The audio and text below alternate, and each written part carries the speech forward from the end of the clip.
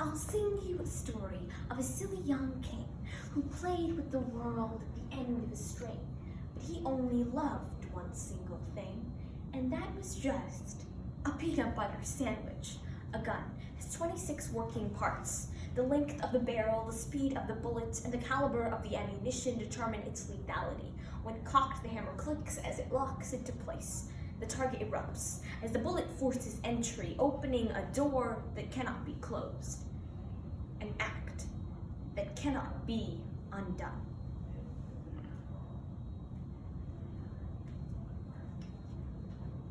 In the wake of the mass shooting in Uvalde, Amanda Gorman tweeted, "It takes a monster to kill children. But to watch monsters kill children again and again and do nothing isn't just insanity, it's inhumanity." Despite tragedy after tragedy, inhumane politicians continue to fixate on the Second Amendment, the way the king obsesses over his peanut butter sandwich. So, through the poetry, Peanut Butter Sandwich by Shel Silverstein, The Chambers of a Gun by Zen Langlois, Arguments for Gun Rights by Nicholas Martel, Hymn for the Hurting by Amanda Gorman, and America is a Gun by Brian Bilston. Peanut Butter Republic, a poetry program, because our children should not be sacrificed to protect the right to bear arms. Arguments for gun rights. Only people who hate America hate guns. True patriots only sing the national anthem in the key of A. K-47. I know America is the highest caliber country, so I love guns. If this were any other country, it would make no sense to discuss with children what might happen if a gunman entered their classroom. England is a cup of tea, France a wheel of ripened brie, Greece a short squat olive tree. America is a gun. Arguments for gun rights. Our enemies are everywhere. Our schools, our homes, your washing machine, and your dryer. You don't bring love to a laundromat fight. You bring guns. So the teacher thinks of the children first, and she lets them know it's okay to run.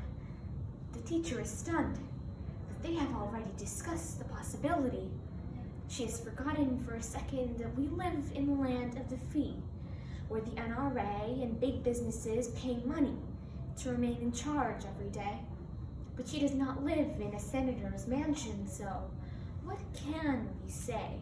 The Senate has 100 working parts. The size of the majority, the length of their terms, and the caliber of the lobbyists determine its productivity. But while men and women remain deadlocked, arguing endlessly behind closed doors, new images of carnage force entry into our minds, we barely notice when the Senate body rejects gun control. What should we do? Today,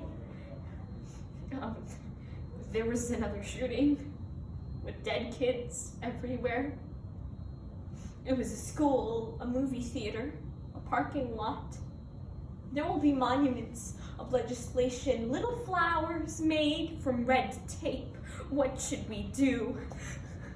A murdered child has no working parts. Its body does not function when the lid of the coffin clicks shut. It cannot be reopened. When will this trigger more than tears? When will we feel the pressure of small hands hammering on the locked doors of our hearts? What should we do? May we not just grieve, but give. May we not just ache, but act. May our signed right to bear arms never blind our sight from shared harm. May we choose our children over chaos. May another innocent never be lost.